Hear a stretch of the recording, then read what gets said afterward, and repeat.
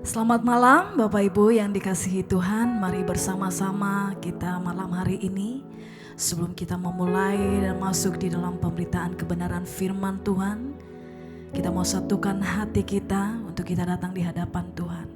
Kami mengucap syukur, kami berterima kasih Engkau Allah kami yang setia, yang selalu menjaga dan memelihara hidup kami dengan sempurna. Terima kasih Tuhan untuk kesempatan ini, karena kami kembali dapat mendengarkan suara-Mu melalui setiap pemberitaan kebenaran firman-Mu. Biarlah Roh Kudus bekerja di tengah-tengah kami. Di dalam nama Tuhan Yesus. Haleluya. Amin. Ku datang dengan syukurku, membawa kerinduanku, Yesus, ingin ku menyenangkan-Mu.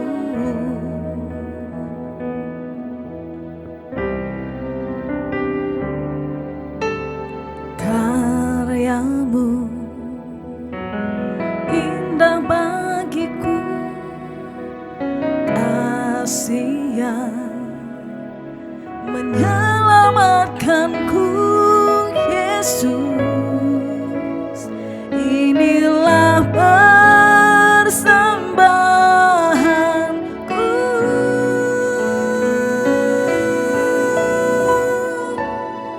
Ku membawa hatiku, hanya Engkau di hidupku, Yesusku, Kau terindah. Selamanya ku menyembah-Mu. Ku membawa hidupku, inilah persembahanku untuk Yesusku, Kau terindah. Selamanya ku menyembah-Mu, Yesus. Kami bawa hati kami Tuhan, dan kami persembahkan di hadapan-Mu. Karya-Mu indah bagiku, kasih yang menyelamatkanku, Yesus. Inilah persembahanku.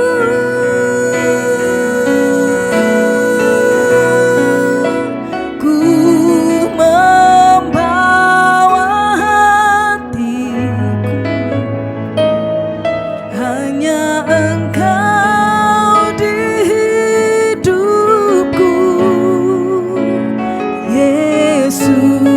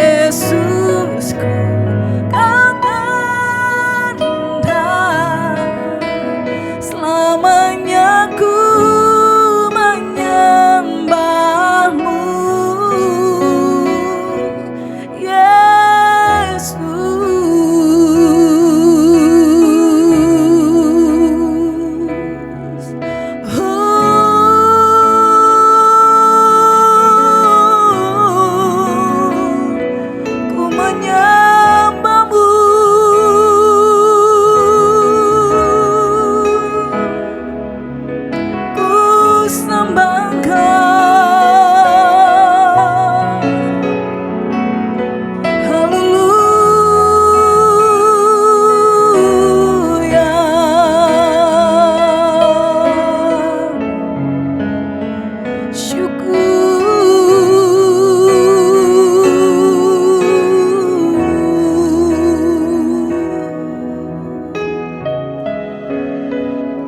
kasih Tuhan. Haleluya.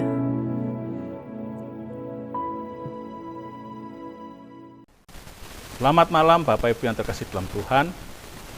Kita bertemu kembali pada malam hari ini. Dan sebelum kita merenungkan firman Tuhan, mari kita berdoa. Terima kasih Tuhan buat malam hari ini. Ucap syukur bahwa kami masih bersama dengan Tuhan. Tuhan masih memberkati kami. Itu semua akan kebaikan Tuhan. Sebentar lagi kami akan merenungkan firman Tuhan. Kiranya Tuhan memberkati kami semua, baik yang menyampaikan maupun yang mendengarkan. Terima kasih Tuhan, dalam nama Tuhan Yesus Kristus kami berdoa dan mengucap syukur. Haleluya. Amin. Ya, pada malam hari ini kita akan membahas satu kejadian yang kita semua pasti tahu, itu tentang kejatuhan manusia dalam dosa. Ada satu hal yang menarik ketika manusia itu akan jatuh dalam dosa. Ada satu hal yang menarik ketika ular ini berwujudan dari iblis. Ular ini berkata di Kejadian pasal 3 ayat yang keempat. Kejadian pasal yang ketiga ayat yang keempat dikatakan gini. Tetapi ular itu berkata kepada perempuan itu, sekali-kali kamu tidak akan mati. Tetapi Allah mengetahui bahwa pada waktu kamu memakannya, matamu akan terbuka, dan kamu akan menjadi seperti Allah, tahu tentang yang baik dan yang jahat. Bapak Ibu yang terkasih dalam Tuhan, kalau kita baca di Kejadian pasal 3, bahwa manusia ditempatkan di satu taman, dan manusia bebas makan buah apa saja. Lalu terjadilah dialog antara perempuan dan ular berwujudan dari iblis. Ular ini berkata gini, sekali-kali kamu tidak akan mati.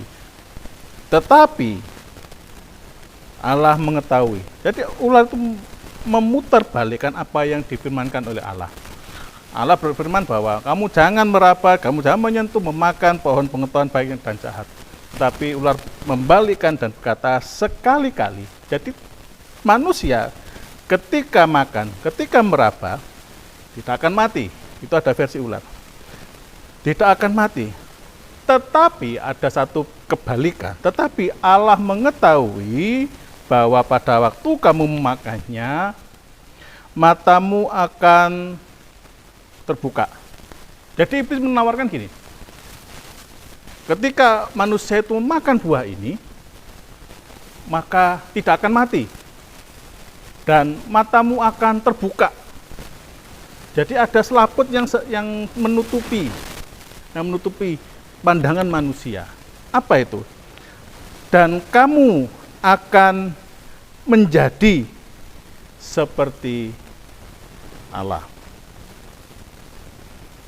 Ular menawarkan satu posisi kedudukan yang sangat tinggi. Kamu akan menjadi seperti Allah. Tentu kalau kita baca terus, maka buah ini menarik sekali. Menarik sekali. Bayangkan, Bapak Ibu yang terkasih dalam Tuhan, buah itu biasa. Tetapi ketika iblis berkata, kamu akan menjadi sama seperti Allah, maka buah itu kelihatan sangat menarik. Buah itu yang tadinya biasa, menarik karena apa? Ada satu iming-iming, kamu akan menjadi seperti Allah. Mari kita membayangkan, umpama si ular berkata gini, kamu makan buah itu, kamu akan menjadi sama dengan monyet. Maka Hawa tidak akan pernah tertarik memakan buah itu. Karena apa? Ketika lihat monyet, bentuknya kok seperti ini. Bentuknya seperti ini, tidak menarik. dari sudut manapun, monyet itu tidak menarik. Tetapi ketika iblis berkata, kamu akan menjadi sama dengan Allah, buah itu akan menjadi lebih menarik. Tawaran itu menjadi lebih menarik karena ketika dia makan, Hawa berpikir ketika saya makan buah itu, maka kedudukannya setara dengan Tuhan. Kalau kita baca di pasal 1, pasal 2, Allah itu pencipta. Tentunya kalau saya berimajinasi, maka tentunya Tuhan berkata, Adam berkata, ini dari mana? Tuhan berkata, aku yang menciptakan. Jadi ketika mendapat tawaran, kamu akan menjadi sama dengan Allah. Artinya, wow, jadi aku bisa dong akan menciptakan sesuatu. Kalau kita membaca di ayat di pasal 1, maka kata menciptakan itu berarti menciptakan dari sesuatu yang tidak ada menjadi ada. Sesuatu yang belum pernah ada, dan ketika Tuhan berkata, jadilah terang. Terang tidak ada. Terang tidak ada. Tetapi ketika Tuhan berkata, jadilah terang, maka terang itu muncul. Wah, ini satu posisi yang menarik, ini satu kuasa yang sangat menarik bagi manusia. Karena dia akan menjadi sama dengan Allah. Melalui apa? Melalui makan buah itu. Bapak Ibu yang terkasih dalam Tuhan, bukankah tawaran seperti ini sampai detik ini masih berlaku? Tawaran untuk jadi sama dengan Allah itu masih berlaku. Bahkan teolog, seorang tokoh bernama Nietzsche berkata gini, Tuhan itu seharusnya tidak campur tangan urusan manusia. Tuhan kan, jadi seperti ini, Tuhan itu kan sudah menciptakan, Tuhan itu sudah menyediakan bla bla bla segala macam. Nah, sudah saatnya Tuhan itu, udahlah, Tuhan pergi jauh-jauh, buat manusia biarkan mandiri. Mandiri artinya adalah mandiri, lepas dari Allah. Seperti seorang anak itu loh, dibiarkan mandiri oleh orang tuanya. Nah, harusnya seperti itu. Tuhan itu harus meninggalkan manusia. Tuhan itu enggak usah berperan dalam kehidupan manusia, enggak usah. Manusia itu berusaha untuk melepaskan perannya dari Allah dan dia ingin sama dengan Allah. Bapak Ibu yang terkasih dalam Tuhan, kalau Bapak Ibu cari di internet, ada satu nama teknologi cloning yang memungkinkan manusia itu mengambil gen dan direkayasa begitu rupa menghasilkan makhluk hidup yang baru. Wah, ini manusia dan binatang itu sudah berhasil. Pertanyaannya adalah, bagaimana dengan manusia? Mungkin enggak? Mungkin enggak itu bisa diterapkan di manusia? Dan begitu banyak percobaan-percobaan yang dilakukan oleh manusia, yang pada intinya adalah ingin sama dengan Allah. Kalau Tuhan bisa menciptakan, berarti manusia juga bisa menciptakan. Mungkin Anda berkata gini, Bapak itu kan terlalu tinggi. Saya kan jemaat biasa. Saya kan bukan ilmuwan yang meneliti sampai sejauh itu. Oke. Bapak Ibu yang terkasih dalam Tuhan, bukankah dalam kekristenan ada satu istilah ini? Perkataan iman. Perkataan iman itu seperti ini. Apa yang kamu ucapkan akan terjadi. Apa yang kamu imani akan terjadi. Ketika kamu sakit, maka kamu harus berkata pada dirimu sendiri, diriku sembuh, sembuh, sembuh, dan diriku sembuh, sembuh, sembuh, sembuh, maka percayalah bahwa dirimu pasti akan sembuh. Ngomong setiap pagi, aku diberkati, aku diberkati, aku diberkati, aku diberkati, aku diberkati, aku diberkati, aku diberkati. Maka berkat itu akan turun ke atasmu. Jangan ngomong, kutuki, aku ini bodoh, aku ini dikutuk oleh Tuhan. Maka itu omonganmu akan menjadi kenyataan. Apa yang kamu bicarakan, itu adalah doamu dan itu akan terwujud. Bapak Ibu yang terkasih dalam Tuhan, bukankah itu satu tawaran bahwa kita menjadi sama dengan Allah? Apa yang kita ucapkan akan terjadi. Sama. Kalau kita baca di kitab Kejadian pasal 1, apa yang Tuhan ucapkan? Jadilah terang. Terang jadi. Manusia, diberkatilah saya, maka saya akan diberkati. Bapak Ibu yang terkasih dalam Tuhan, dalam kekristenan, kita sering mendengar ungkapan-ungkapan seperti ini, bahwa ucapkan berkat kepada dirimu, maka berkat itu akan terjadi di atas dirimu. Bapak Ibu yang terkasih dalam Tuhan, bukankah itu satu tawaran bahwa kita menjadi sama dengan Allah? Kalau kita baca, ada banyak doa-doa yang ternyata tidak terkabul. Ada doa-doa yang dipanjatkan dan saya percaya dengan sepenuh hati tidak terkabul. Bapak Ibu yang terkasih dalam Tuhan, ketika kita berkata bahwa perkataan iman kita harus katakan, ada dua hal paling tidak yang harus kita ingat. Yang pertama adalah kita harus tunduk kepada Allah. Kita ini ciptaan yang tidak akan pernah mungkin jadi pencipta. Kita ini ciptaan tidak bisa mungkin menyamai pencipta. Tidak mungkin. Tidak mungkin.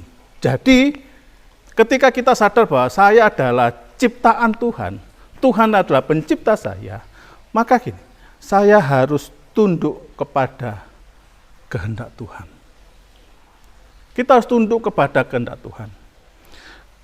Bapak Ibu yang terkasih dalam Tuhan, paling tidak ada dua tokoh. Yang pertama adalah Paulus. Ketika dalam pelayanannya, Paulus berkata, ada duri dalam dagingku yang menggocoh aku. Ada duri dalam dagingku. Dan aku sudah 3 kali berdoa. Jawaban Tuhan apa? Kita semua tahu. Cukuplah kasih karuniaku kepadamu. Apakah doa Paulus itu dijawab? Dijawab. Apakah dijawab sesuai dengan kehendak Tuhan? Sesuai dengan kehendak Paulus? Maaf. Tidak. Tuhan tidak menyembuhkan Paulus, Tuhan tidak mencabut duri dalam daging, tetapi justru Tuhan menguatkan Paulus untuk hidup. Karena ada duri dalam daging, ada kelemahan-kelemahan yang tidak pernah Paulus bisa selesaikan. Tuhan memberi kekuatan kepada Paulus ketika Paulus berdoa untuk mencabut duri dalam daging. Tuhan justru memberi kekuatan untuk menanggung duri itu. Apakah doa Paulus dijawab sesuai dengan kehendak Paulus? Saya katakan tidak. Masih ingat kita akan doa Yesus di Taman Getsemani. Dia berdoa, Tuhan, lalukan cawan ini daripadaku. Doa itu tidak sampai di situ, tetapi ada lanjutannya. Bukan kehendakku yang jadi, tetapi kehendakmu yang jadi. Apakah doa Tuhan Yesus itu dijawab oleh Allah, dijawab, tetapi tidak sesuai dengan apa yang dikehendaki oleh Yesus. Yesus tetap minum cawan itu. Jadi Bapak Ibu yang terkasih dalam Tuhan, ketika kita mengucapkan perkataan iman, ingatlah bahwa kita harus tunduk kepada kehendak Tuhan.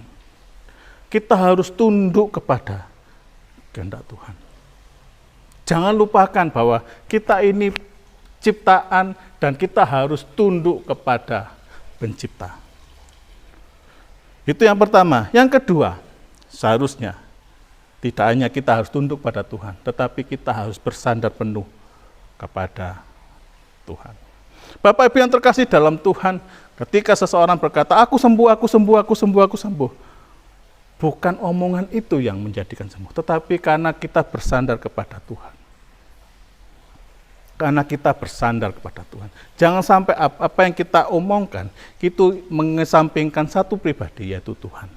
Oleh karena itu kita harus bersandar penuh kepada Tuhan. Bersandar artinya gini, kalau Bapak Ibu duduk, maka